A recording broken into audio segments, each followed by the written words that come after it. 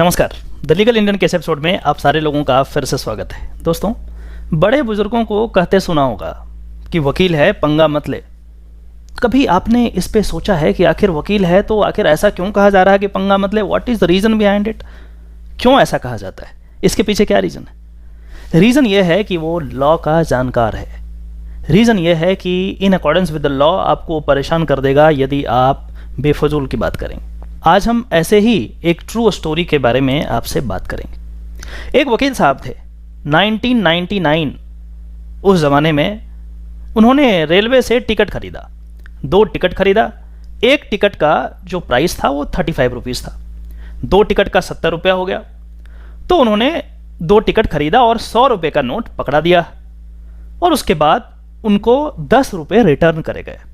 बाकी का 20 रुपया उनका रिटर्न नहीं करा गया। उन्होंने कहा कि आप मेरा 20 रुपया दे दें क्योंकि इसका प्राइस तो मात्र 35 रुपीज़ है। तो वहाँ पे टिकट मास्टर ने कहा कि नहीं दूंगा। उन्होंने केस फाइल कर दिया इंडियन रेलवे के अगेंस्ट और 1999 से लेकर के 2022 तक वकील साहब केस लड़ते रहे। और आज कोर्ट ने ये माना कि इंडियन रेलवे ने गलत तरीके से पैसा वसूल किया था और वो पैसा वकील साहब को वापस करना होगा। साथ ही साथ 12% इंटरेस्ट भी दिया जाएगा। और यदि 1 महीने के अंदर, मतलब आज के दिन से 1 महीने के अंदर यदि पैसा नहीं देता है रेलवे डिपार्टमेंट, तो ये ब्याज का दर 15% हो जाएगा। ये डिसीजन आया है कंज्यूमर फोरम का।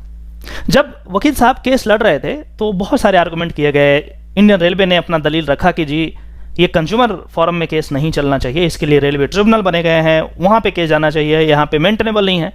लेकिन चूंकि ये खुद ही वकील थे, कई सारे जजमेंट को कंज्यूमर कोर्ट के सामने इन्होंने रखा और अल्टीमेटली ये डिसीजन आया। आप में से बहुत सारे लोग ये सोच रहे होंगे कि यदि डिसीजन आज 2022 में आ भी गया है तो कौन बहुत बड़ी बात हो गई। ये तो बहुत ही आम बात है कि ठीक है 22 साल लग गए लगभग।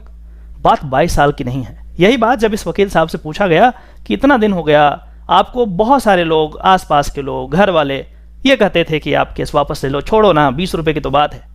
इन्होंने कहा कि बात 20 रुपये की नहीं है। हर वकील आपको यही कहेगा कि बात 20 रुपये की नहीं है, बात पैसे की नहीं है, बात है करप्शन की, बात है जस्टिस की। और ये चीज़ हमें बर्दाश्त नहीं होती। वो 20 रुपये के लिए 22 साल केस लड़ा और अंत में जीता। एग्जैक्टली मैं वही चीज़ आपको बता रहा हूं जो वकील साहब कहते हैं। वकील साहब कहते हैं it is not the money that matters, this was always about a fight for justice and a fight against corruption, so it was worth it, he said. Also, since I am an advocate myself, I didn't have to pay money to a lawyer or bear the cost of traveling to the court, that can get quite expensive.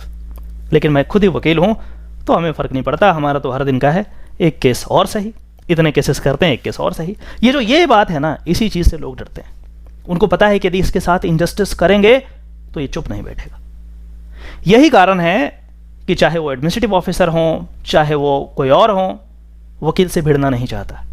कारण सिर्फ इतना है कि injustice यदि इसके साथ करेंगे ये चुप नहीं बैठेगा। जिस दिन हमारे लोग लॉ के बारे में जानना शुरू कर देंगे, लॉ की जानकारी रखेंगे, ये सारे के सारे आपसे भी ऐसे ही डरेंगे, क्योंकि उनको पता होगा कि इनजस्टिस इसके साथ करके कोई फ़ायदा नहीं है, ये चुप नहीं बैठेगा। तो ये जो स्टोरी है अपने आप में इंस्पिरेशन है, कम से कम लॉ स्टूडेंट के लिए, लॉयर्स के लिए, एडवोकेट्स के लिए, क्योंकि ये चीज़ हमें सिखाता है कि आप इसको इवेलुएट नहीं करें मनी के टर्म में। कुछ चीज़ें ऐसी होती है which can only be felt. अभी इनको जो महसूस हो रहा होगा, जो फीलिंग आ रही होगी अंदर से, वो एक अलग तरीके का सेटिस्फाइंग फीलिंग होगा।